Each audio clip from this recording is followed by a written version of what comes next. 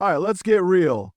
Too many of you are out here trying to please everyone, walking on eggshells, afraid to ruffle a few feathers. You say yes when you mean no. You tolerate nonsense from people who don't deserve your time. You let others step over your boundaries, thinking that being nice will somehow earn you respect. Spoiler alert, it won't. The truth? The world isn't going to slow down for you. It's not going to hold your hand and make sure you feel okay. If you keep prioritizing everyone else's comfort over your own growth, you'll wake up one day wondering where your time, energy, and self-respect went. So today, I'm here to tell you, stop being soft. Start setting boundaries. Start standing up for yourself, because the moment you do, you'll realize that real respect comes not from being agreeable, but from being unshakable. Let's talk about how you can make that shift right now. Too often, people sacrifice their own well-being just to keep the peace. They hold back their opinions, avoid confrontation, and tolerate behavior that makes them uncomfortable, all because they don't want to upset anyone. But the problem is, when you constantly prioritize other people's comfort, you end up neglecting your own needs.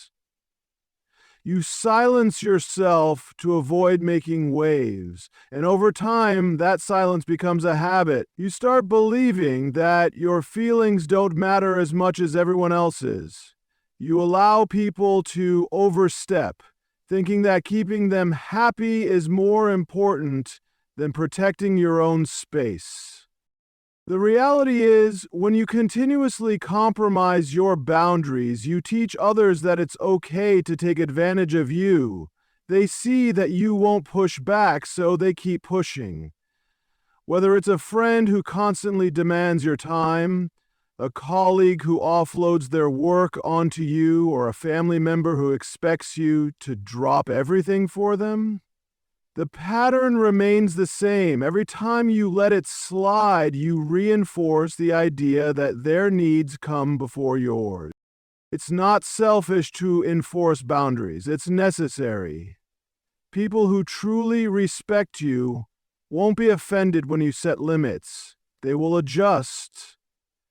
And those who get upset, they were benefiting from your lack of boundaries in the first place. By refusing to prioritize someone else's comfort over your own, you regain control of your life. You stop feeling drained by relationships that take more than they give. You stop feeling resentment toward people who unknowingly overstep because you never told them otherwise. It's not about shutting people out. It's about valuing yourself enough to say, this is where I draw the line. Saying no is often seen as harsh, rude, or selfish, but in reality, it's a powerful act of self-respect. Too many people hesitate to say no because they fear disappointing others. They worry about being judged, losing relationships, or being labeled as difficult. But constantly saying yes, even when you don't want to, leads to exhaustion, resentment, and a lack of control over your own life. It turns you into a people pleaser, someone who exists to accommodate others while neglecting their own needs. The truth is, every time you say yes to something that doesn't align with your values, priorities, or well-being, you are saying no to yourself. You're giving away your time, energy, and mental space to things that don't serve you. And the worst part? People will keep taking as long as you keep giving. When you're always available, always agreeable, you stop being respected. You become expected. People assume you'll say yes, so they don't even consider your boundaries. Saying no is not about shutting people down or being difficult. It's about making choices that align with your goals and values. It's about recognizing that your time is valuable and that you don't owe anyone an explanation for protecting it. The people who genuinely respect you will understand and adapt. The ones who get upset were never interested in mutual respect. They were interested in what they could get from you. Every firm, confident no is a step toward reclaiming your power. It sets the tone for how you expect to be treated, and the more you practice it, the more natural it becomes. People don't respect pushovers, they respect those who stand their ground. Too many people believe that if they are agreeable, always accommodating, and never cause conflict, they will earn respect, but the opposite is true. When you constantly bend over backward to please everyone, people see you as someone they can easily manipulate or overlook. They might appreciate your compliance, but they won't respect you. Respect comes from confidence, not compliance. It's about knowing your worth and not being afraid to assert yourself. When you express your thoughts, set boundaries, and refuse to be taken advantage of, people take you seriously. They may not always like what you have to say, but they will respect the fact that you stand by your principles. Being confident doesn't mean being rude or aggressive. It means being firm in who you are and what you stand for. Think about the people you admire. Are they the ones who constantly seek approval and avoid confrontation? Or are they the ones who speak their mind, stand up for themselves, and don't let others dictate their worth? People who command respect don't waste time trying to make everyone happy. They focus on staying true to themselves, knowing that not everyone will agree with them, and that's okay. If you want people to take you seriously, stop seeking validation through compliance. Speak up when something isn't right. Stand firm when people test your limits. Respect yourself first, and others will follow. There is a universal truth about pain. It lingers as long as we allow it to. The moment we experience betrayal, rejection, or any form of emotional wound, our mind immediately attaches meaning to it. The brain, wired for survival, replays the event over and over again, trying to make sense of it. It builds stories assigning blame, fueling anger, and justifying why we feel the way we do. But what most people don't realize is that every time we relive the pain, we are not just remembering it, we are re-experiencing it. The body does not know the difference between an actual event and the memory of that event. So as we revisit the hurt, we trigger the same stress response, flood our system with the same stress hormones, and remain trapped in the same emotional state as if it's happening all over again. This is where we unknowingly give our power away. The longer we hold on to the pain, the more it defines us. It becomes part of our identity. We wake up thinking about it, talk about it, feel the weight of it, and in doing so reinforce the neurological circuits that keep us attached to the past. Because the energy we are broadcasting, whether it's resentment, bitterness, or sadness, keeps attracting more of the same experiences. We get stuck in a loop, asking why life keeps bringing us the same kind of people or the same kind of pain. But the real question is, what energy are we choosing to embody? God, in His infinite wisdom, has already provided a way out, but it requires us to step beyond the familiar emotions that keep us bound. We cannot change what happened, but we can change how we respond to it. If we continue to focus on the injustice, we become prisoners of it. If we keep asking for explanations, waiting for closure, or expecting an apology that may never come, we are delaying our own healing. The truth is, the people who hurt us have already taken enough. Why continue giving them access to our energy, our thoughts, and our well-being? There is a shift that needs to happen. Instead of asking, why did this happen to me? We must ask, what is this trying to teach me? Because everything, every betrayal, every disappointment, every rejection is an opportunity for transformation. If we can stop seeing pain as a punishment and start seeing it as a platform for growth, we free ourselves. We begin to understand that nothing is random, and every challenge holds the seed of a greater purpose. This is where faith comes in. Faith is not about ignoring what happened. It's about trusting that God sees all things, knows all things, and is already handling what we cannot. It's about understanding that divine justice is not our responsibility to enforce. The universe operates on cause and effect, and every action has its consequences. It is not our job to make sure that those who hurt us are held accountable. That is already written into the fabric of existence. Our only job is to release, to shift, to step into a new reality where the past no longer defines us. When we hold on to pain, we are choosing to stay in alignment with what broke us. But when we decide to let go, we shift into alignment with something greater. We stop seeing ourselves as victims and start recognizing our own power. The moment we surrender, something remarkable happens. The energy we once gave to our pain is now available for something new. We begin to attract different experiences, different people, different opportunities. We rise above what was and step into what can be. So the question is, are we ready to stop living in the past? Are we ready to stop giving energy to what no longer serves us? Because the moment we do, we give permission for God to move in ways we never imagined. We create space for healing, for growth, for transformation, and most importantly, we step into the freedom that was always meant for us.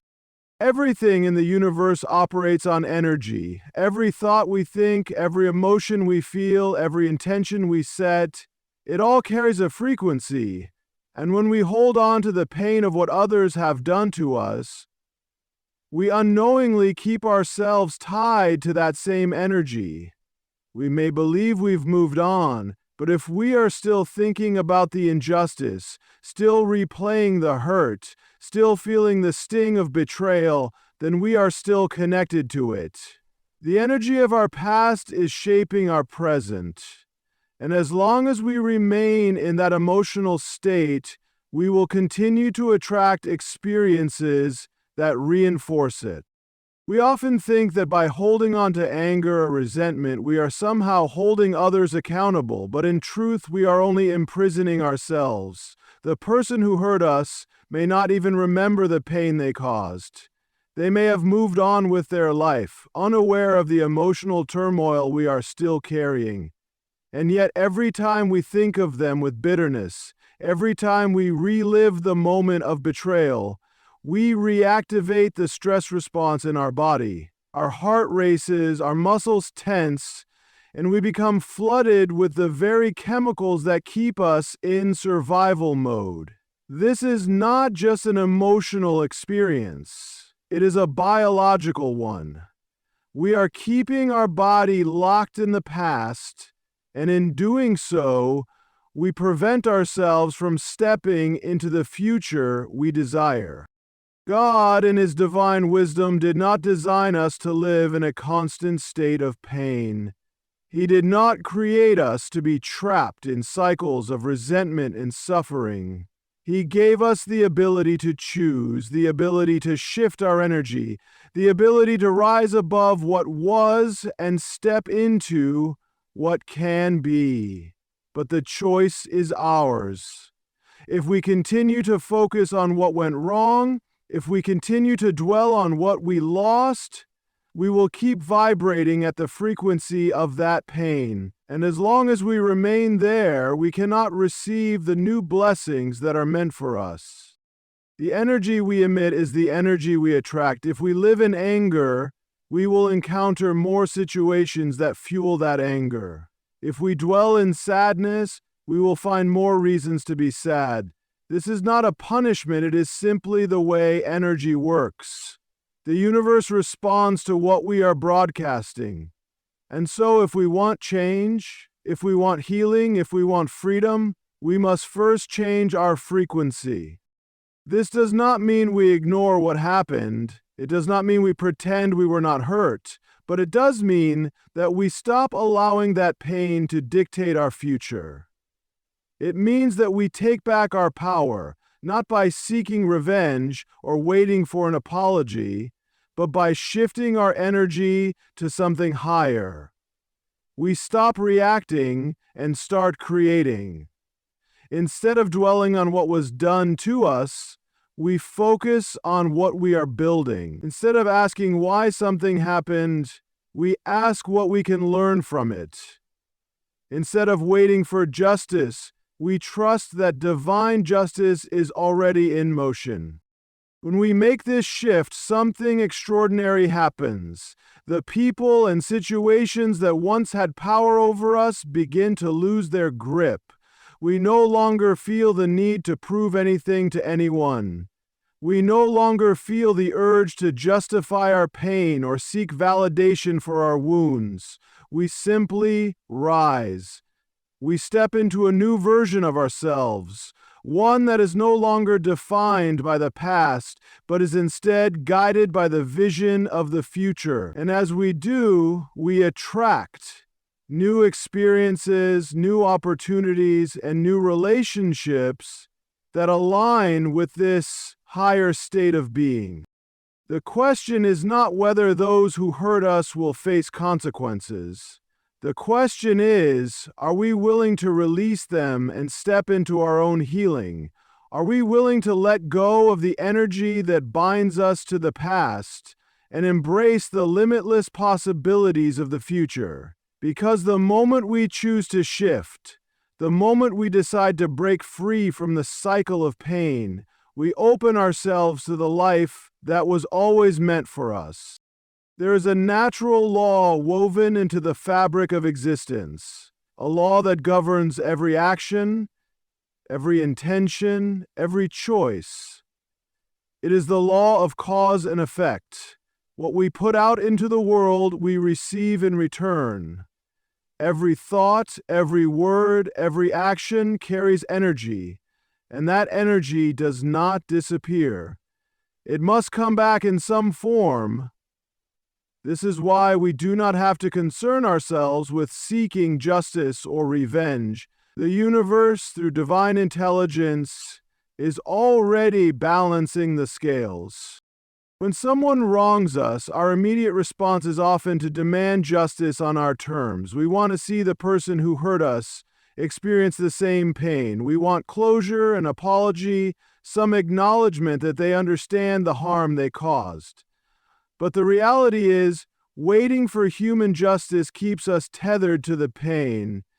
It keeps us focused on them rather than on our own healing. And more often than not, the apology never comes, the closure never arrives in the way we expect, and we are left holding on to resentment that only drains our spirit. But here's what we must understand.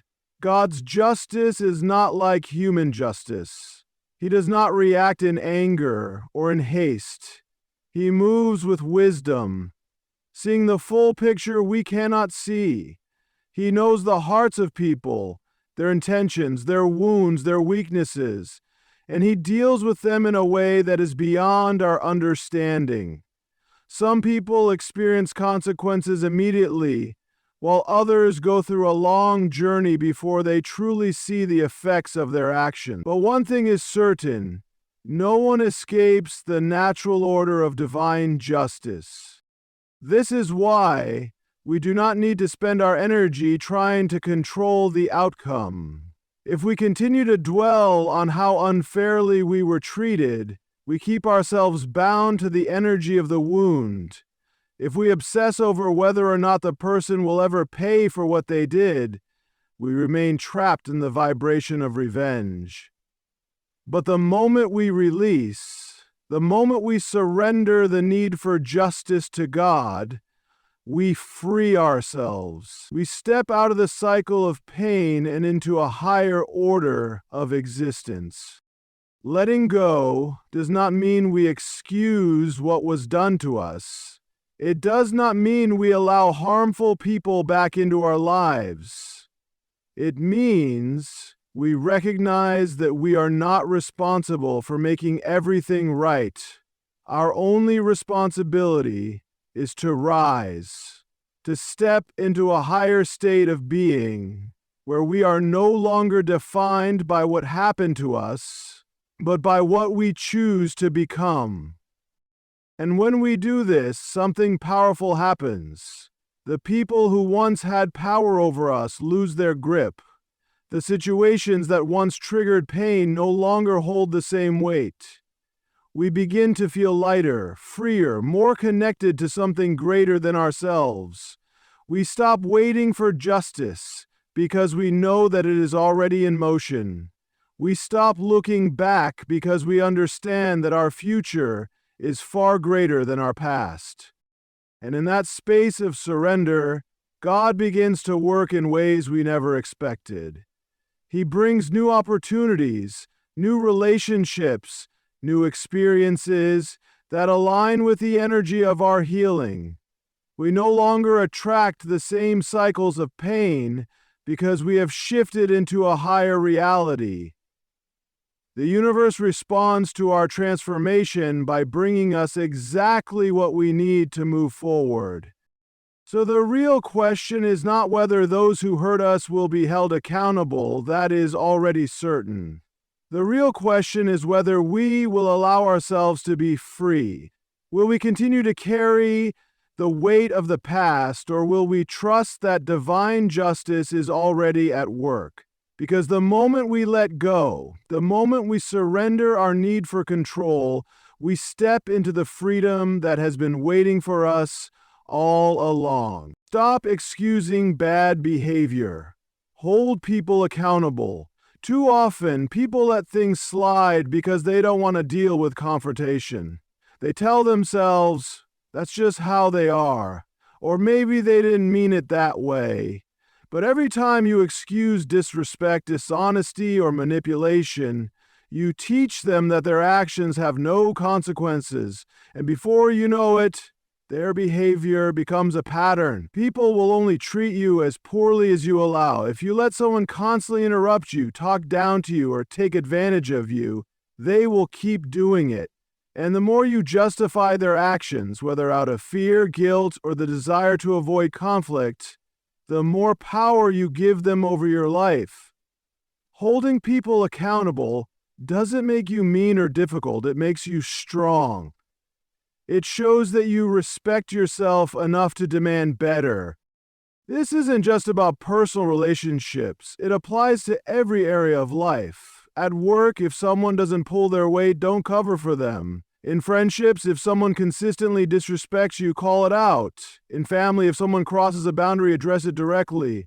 Accountability is about making sure people understand that their actions have consequences.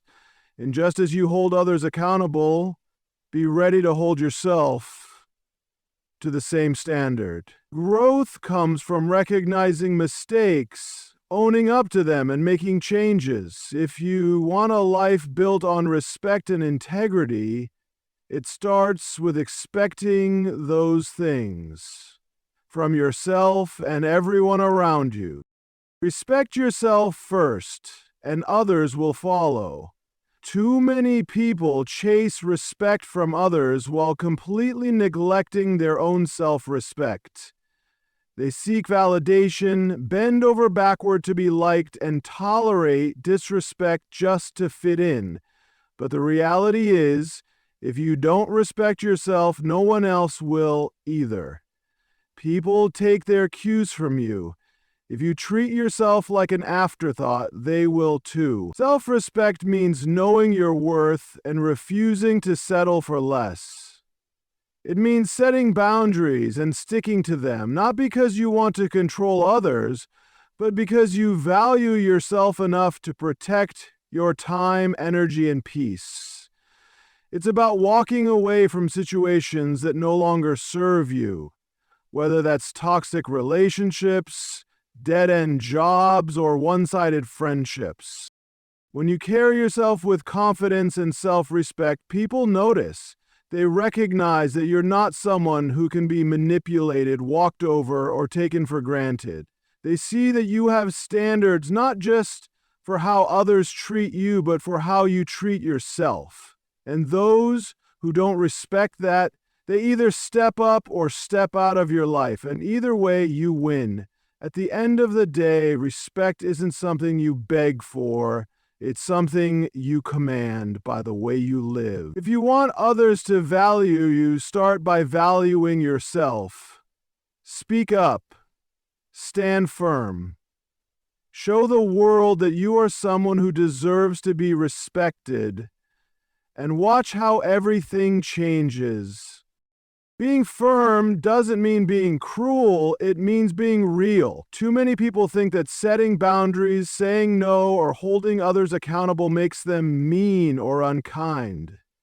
But there's a huge difference between being harsh and being honest.